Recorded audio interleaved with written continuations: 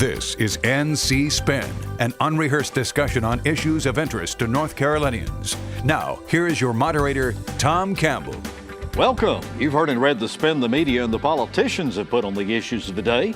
To get the correct spin on what's going on in North Carolina, let's introduce you to our panel of experts. They include Chris Fitzsimon from NC Policy Watch, former Secretary of State, former Attorney General Rufus Edmisten, former Supreme Court Justice Bob Orr, and syndicated columnist and author John Hood. Well, nobody can disagree with the fact that these are very momentous times in which we are living, and this week we're going to talk about a new day with familiar themes, court battles that are putting legislation on pause, compensation for coal ash, and of course, as always, we're going to ask the panel to tell us something we don't know. Let's get started. We've got a new president, new governor, and almost certainly new direction in government, but the partisan divisiveness, protest, and war on the media go on. The day after the presidential inauguration in Washington, there were huge protest rallies across the nation and in our state.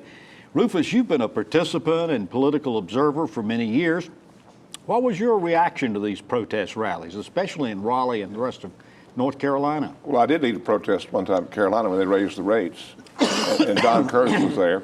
I was downtown that day, Tom, and I saw lots of folks. I saw women, men, children, and they were all very well behaved.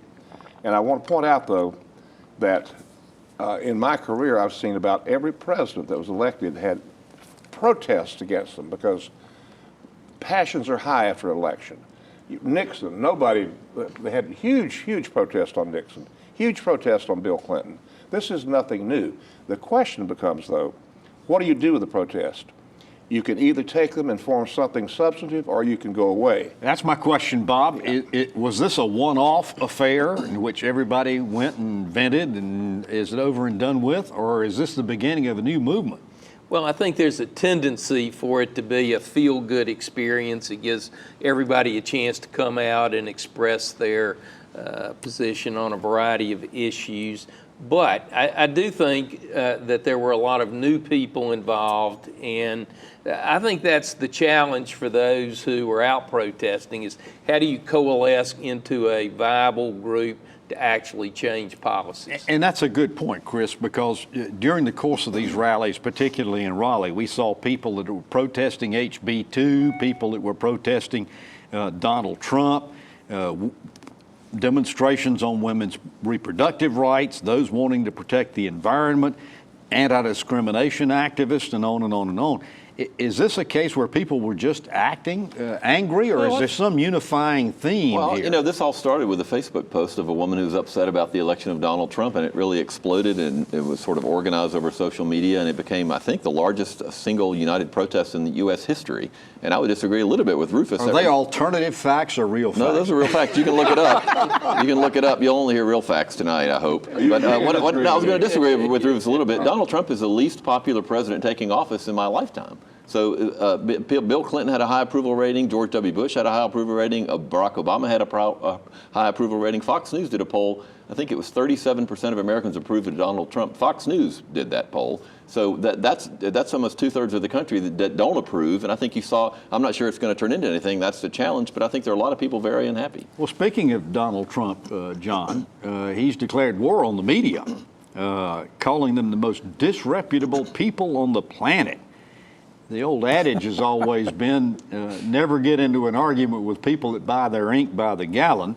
What does Trump expect to get out of all of this? Well, another old adage has to do with if you're really unpopular, find the least unpopular, the most unpopular person and contrast yourself. And that's what he did. I mean, if you look at the institutions in the country and what people think about them, politicians are pretty low. President Donald Trump is certainly low by historical standards, but below Donald Trump is the media. So I think Trump has made a number of mistakes, but picking a fight with the media is probably not a political error. It may be inappropriate. The alternative fact narrative may be silly, but that particular fight is probably to his advantage. And by the way, news media, they have a responsibility to ask him tough questions. They have a responsibility to hold him accountable. They also need to understand that he is using them as a foil, and they need to think about that. No question about it. How can they do their jobs and not fall into his own narrative? Yeah, they're taking debate hook, line, and sinker. Chris, in this age of Twitter and Facebook and blog sites, the press, cable, over-the-air TV, let's be clear about who he's going to war with. What's included in a discussion of the media? What's a reputable source of media? Well, that's a good question. I think media that has some track record of some reporting standards, but who he's in war with in the media is literally anybody who criticizes him. I mean, it appears that his ego is bruised very easily. Now, that might be all contrived to take people away from some of the substantive policies that he's enacting. But he clearly has, he tells falsehoods almost every time he speaks, and there's hardly any dispute about that, and he keeps getting away with it. I don't think we have any question about Chris being a friend of his, do we? Bob, go ahead and comment on that, but I specifically in North Carolina, who would you recognize and acknowledge as the reputable media? Aside from NC Spin. Aside from NC Spin. Frankly, I think public television and public radio are the two most responsible media entities in our state and maybe in the country, because unfortunately, because of the 24/7 news cycle, it's less news and more entertainment. And it's controversy, and it's how do we drive ratings, not how do we do a substantive job in actually getting information. But John, how about groups like the Carolina Journal, your former organization publishes, or NC Policy Watch, some of these organizations, alternative type organizations? Well, in a way, that's a natural segue from what Bob was just talking about. Remember, public broadcasting, particularly public radio, is essentially nonprofit produced journalism. Some of those stations are not just at public universities, they're at private nonprofit universities producing journalism. There's plenty of precedent for nonprofits being engaged in journalism. Governor Cooper, the legislature, local governments need to really update and understand what the media is. They can still exclude people who are just political hacks, who are not practicing journalism, but they cannot exclude people who work for organizations that are nonprofits, but who are in fact doing reporting and journalism. And that has happened in North Carolina in recent days. Rufus, this whole relationship between government officials and the media seems to have changed. There was a time when if a government official told you something, you trusted that it was the truth and you reported it. So a lot of people believe this all started with Watergate. You were Sam Ervin's counsel for the Watergate hearings that took place. Was that the turning point in media relationships? In my opinion, I had observed all those years before Watergate. Senator Dirksen, I would see him talk to the press. They could believe him. They could believe anybody. Then when John Dean came before the committee, they all said everything he said was a lie. And then the tapes were discovered as a result of somebody taking a subpoena down there, your friend here. And it changed because they saw that Nixon and his crowd had been running a false news show down there and was a little mafia. It changed dramatically. I got about 30 seconds left in this segment, but I'd like to go around the table and ask very quickly for you to say, what is the proper role for media as it relates to covering government? Bob, you've been covered by the media. Right. I think they need to be thorough, professional, and neutral. All right. John? Reporting is a particular craft that involves looking for facts, looking for corroborating evidence, presenting alternative points of view. Journalists can do that. They do not always do that. Where does editorial opinion fall into all of this? Because it used to be just in reporting, just the who, what, when, where, why, and how. Well, I mean, newspapers have editorials, but reporters, I think, should present both sides of the story. But that doesn't mean if somebody says something that's completely outlandish, a reporter should have the, I think, the responsibility to point out that it's outlandish. I think you do have to check authorities and what they speak, and don't take it for granted, and make sure they're telling the truth. Rufus, what's your take on the role of the having media? been the subject of a few little press reports here and there, I believe that the highest honor that a reporter can do is realize that if you don't tell the truth, you can ruin somebody's reputation, their lives, and their family. It's a high calling. It doesn't seem to be taught in journalism school now. Okay. Well, have you joined the thousands who receive our free weekly email newsletter Spin Cycle? It's easy to do by going to our website, ncspin.com. There you'll find opinions and articles not seen on the air, and you can watch past episodes of our show. Be sure to check out more balanced debate for the Old North State on ncspin.com, NCSpin on Facebook, or on Twitter at NCSpinTweets. After we come back, we're going to talk about court battles that have put legislation on pause. NC Spin will return after these messages.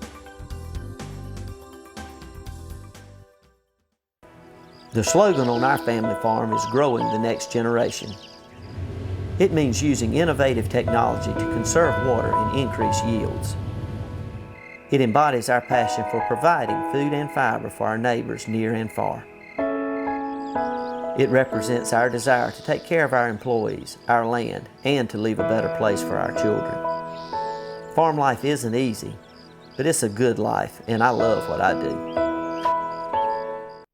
I help educate and inspire visually impaired students to strive for a brighter future. I make sure visitors to the North Carolina Zoo take a walk on the wild side. And I make sure that the fuel you buy is a quality product from pipeline to pump. I support small businesses in North Carolina by matching them with hard-working, well-trained employees. I make sure the roads you drive on are safe. Scenic, the one voice speaking in support of the men and women who are making North Carolina great. We now return to NC Spin. As our legislature returned to Raleigh to get down to work at the so-called long session of the General Assembly this week, there are several items hanging over them, including the confirmation of Roy Cooper's cabinet selections and active lawsuits that might impact legislative elections this year, the governance of public education, expansion of Medicaid, and separation of powers between the executive and legislative branches. Bob Orr, let's begin with the school governance lawsuit. You're one of the attorneys representing the State Board of Education, so we need to say that as a disclaimer. But this past week, the courts announced they're going to hold hearings on the enactment of that law, giving the superintendent more authority, but it won't be done until late June. What's your reaction to that announcement, and what does it mean so far as how public education is going to be governed in the media? Well, actually, in the meantime, all of the attorneys in the case, the Attorney General's office, those of us representing the State Board of Education, and even Superintendent Mark Johnson, who is seeking to get in the case and to hire outside counsel, all agreed on a particular briefing schedule and the hearing at the end of June. So the system worked the way it's supposed to, with everybody collaborating and figuring out a schedule. As to how it affects the governance, it will continue, the public education system will continue to be governed just as it has for the past 4 years and years prior to that. Rufus, over the 951 episodes of this show, I don't think there's a single topic we've talked about more than public education, and frequently that topic involved who's in charge and responsible for education, the governance of public education in North Carolina. A lot of people are saying that it's time to put this issue to bed once and for all. If you agree, how does it get resolved? This is not the right way to do it, and as I agree with you totally. We've talked about that more than any subject I know about. Now, in Bob's case, it would appear to me that the State Board of Education is constitutionally entitled to a little bit more deference than the Superintendent of Public Instruction, who's given nothing. But the exact opposite way to do this is what they've done over there, in my opinion. This needs to have a study all the way, and somebody say, okay, here's how we suggest that you do public education. It just came out of left field in December. Totally, and put it on a constitutional amendment and let one entity handle it. Does this bring us back to the days of Craig Phillips, John? Or could it? No, because Craig Phillips had lots of power and authority, and Mark Johnson's power and authority is under dispute. Yeah. This is partially a question of who hires. The top positions at the Department of Public Instruction, who's responsible for hiring them? Is there any relationship between the election of a superintendent and the staffing of the department? That's part of the issue, and we'll see. But I would hope that Johnson and the State Board of Education would, and maybe these discussions are already occurring, but I would hope they go ahead and work out some accommodations. I suspect there wouldn't be far apart when it comes right down to it, about the kinds of people they want in the top jobs to carry out the policies that the state board and the superintendent share. Well, meantime, what's happening? I mean, are June Atkinson's people still in place? Of course, you still have employees in place. They are doing their jobs until further notice. Well, what's happening is that Mark Johnson, I assume, has the same powers that June Atkinson had. So he can still do the same things that she had, and he could still be an outspoken advocate for public schools and what he thinks the General Assembly ought to do and what he thinks the state board ought to do. He hasn't done that yet, and he hasn't really spoken out. Maybe he's still trying to find his way. But it's my understanding the default would be he has the same powers that the superintendent currently has. While we're on this topic, Bob, the lawsuit question, we were told that the Supreme Court was going to go into closed session and discuss what to do about the potential legislative redistricting in elections this past year. I didn't hear anything coming out of that meeting, so I guess the question is, where are we so far as potential November elections for the legislature? And you're talking about the U.S. Supreme Court, U.S. Supreme Court, yes. Not the state Supreme Court. As I understand it, the congressional redistricting case has been argued at the U.S. Supreme Court in December. People anticipate a decision probably by March. And how that case is decided will have a huge impact on how the legislative redistricting litigation ends up, and then depending on that. Okay, so let's look at that. The lower federal district court had said that new districts had to be approved by March, with primary elections sometime this spring and a general election in November. If Bob Orr's timetable is correct, and they're not even going to be able to hear it or perhaps even issue a decision by March, what does that do about the possibility of elections, Rufus? Well, if nothing's done about what the lower court said, they're going to have to get with it, set up their machinery. They even talked about maybe holding a primary later on in the year, and those are disastrous. I've been through one of them myself. And if the Supreme Court doesn't say something about it, they get with it, or they're going to have a real turmoil. Well, they're running out of time, is my concern. Yeah. So far as it goes, what's the status of the lawsuit, Chris, regarding the State Board of Elections, the Ethics Commission, and some of the Secretary of State's power? Do we know anything about that? Well, I think all these are still in the stage. All these have been stayed, right, until we have a decision. Until we have briefings. I think that one's going to go on for a few months as well. I don't think any of these are going to be decided until the spring. And John, President Trump issued an executive order this past week regarding Medicaid, and there is a lot of thinking that essentially he took Medicaid expansion off the table for North Carolina. Is that? Well, you live by executive action, you die by executive action. Governor Cooper oddly and counterproductively claimed to have some kind of executive authority to ignore state law and pursue Medicaid expansion. Unlike Cooper, who was trying to make things happen against state law, President Trump is saying that his department will make decisions, which I guess he gets to do. He's the head of the executive branch. But so far as it goes, how about the lawsuit that the Justice Department initiated against the state of North Carolina regarding HB 2? Any ideas about what's going on there? We got a new Attorney General. You should expect that the federal government's case is not going to go anywhere. However, there is still, it's going to be dropped. They're going to change the interpretation. However, there's private action there, and that litigation will continue. There's the Virginia case too hanging out there. Yeah. Going back, the Cooper Board of Elections case is set for a hearing in early March, but I understand the preliminary injunction, which stayed the legislation, is now on appeal. All right. After these messages, we're going to talk about coal ash compensation. NC Spin will return after these messages. We're working hard every day to save you money, protect what you've earned, and help you and your family as you grow older. When it comes to your personal finances, half of workers in North Carolina don't save for their future. With electronic payroll deductions into a North Carolina small business retirement plan, small businesses could offer retirement savings accounts to their workers, and best of all, there's no liability or ongoing costs to employers or to the state. www.ncworkandsave.org.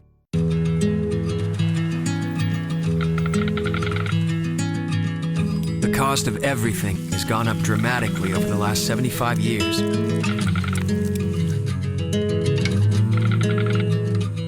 With one exception, keeping electricity affordable. That's the power of your co-op membership. Learn more at togetherwesave.com. North Carolina's Touchstone Energy Cooperatives, looking out for you. You sleep on concrete till your body get immune to concrete.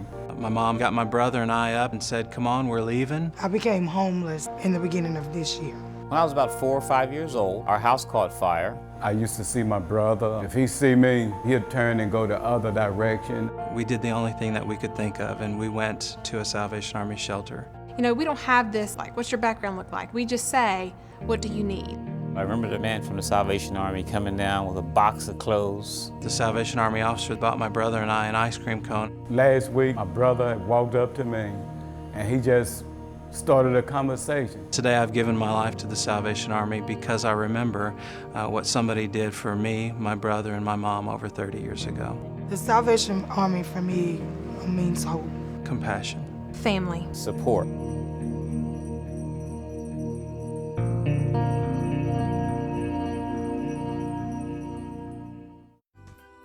We now return to NC Spin.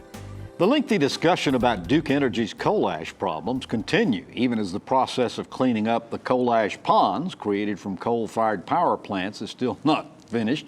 The nation's largest energy company has offered neighbors of those ponds a one-time payment of $5,000 and payments of both past and future water bills in exchange for residents' agreement not to sue them. John, this offer is projected to cost Duke more than $22 million and is being made as a gesture of goodwill, they say. But a lawyer representing some of those neighbors say it's too little too late. What's your take? Well, the $22 million, I think, is just for the $5,000 payout. Yes. So there are tens of thousands of dollars that these residents might get from the other part of the settlement that has to do with hooking into the water system and having those bills paid. So let's be clear, it's not a $5,000 offer. It's way more than that. Of course, there are lawyers and potential plaintiffs who are saying, oh, I don't think so. They're going to try to push for more. But I think some will take it. And the truth is that if you solve the problem by hooking up nearby residents to water systems and otherwise and filtration and otherwise solving the problem, then they're going to have to go a lot further to earn a lot more winnings out of the power company. Well, Duke's not doing this out of the charity of their heart. In fact, they're saying, we'll give you this settlement, but you release us from liability for any future groundwater contamination issues that might occur. So, which is a good point, Rufus. Well, Tom, let me point out that somebody said they might sue. You have a certain thing called damages. How do you measure damages when nobody's proved any harm yet? Well, one of the things that they're saying is that their property values have been greatly. They got to prove it. They got to show. They've got to show harm, right, Mr. Justice? You have to have damages for sure. Yeah.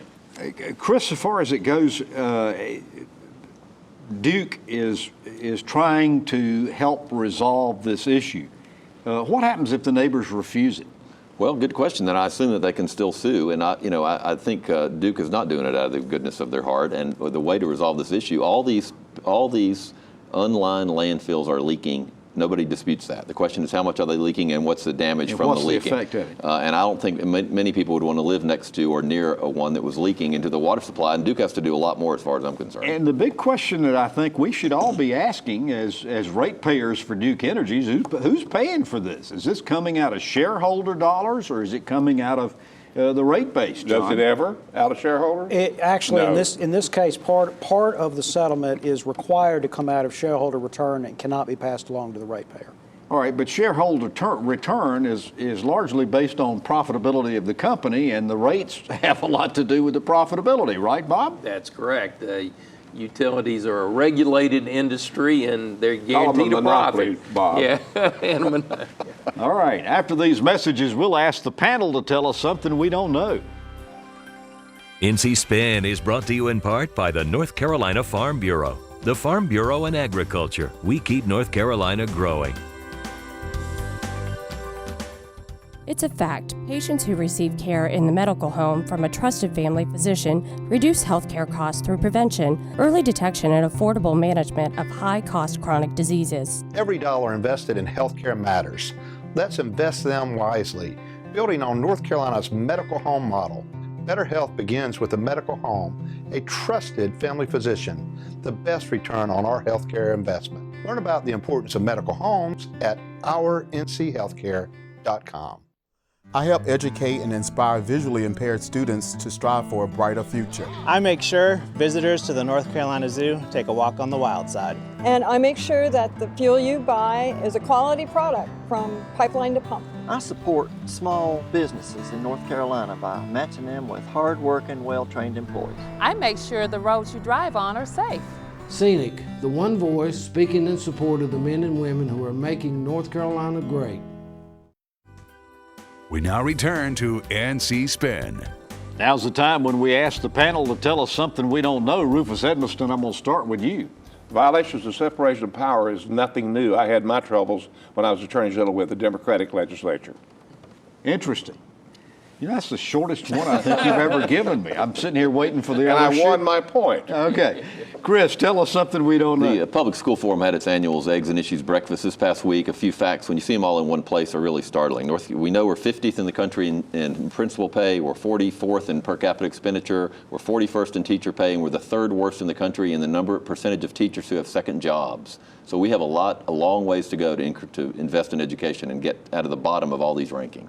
We missed being at that panel. It's first year we have not been there, but Governor Cooper was there. I understand it was a good forum. It was a good forum. All right. John Hood, tell us something we don't know. For the first 6 months of this fiscal year, general fund revenues in North Carolina are up 4%. General fund expenditures over last year are up 2%. That math suggests, if it continues, a significant budget surplus again. What's interesting, if you look down into the numbers, Medicaid and overall health and human services spending is actually lower in dollar terms, in actual dollars, than it was last year. For what reason? I mean, they overestimated Medicaid growth again.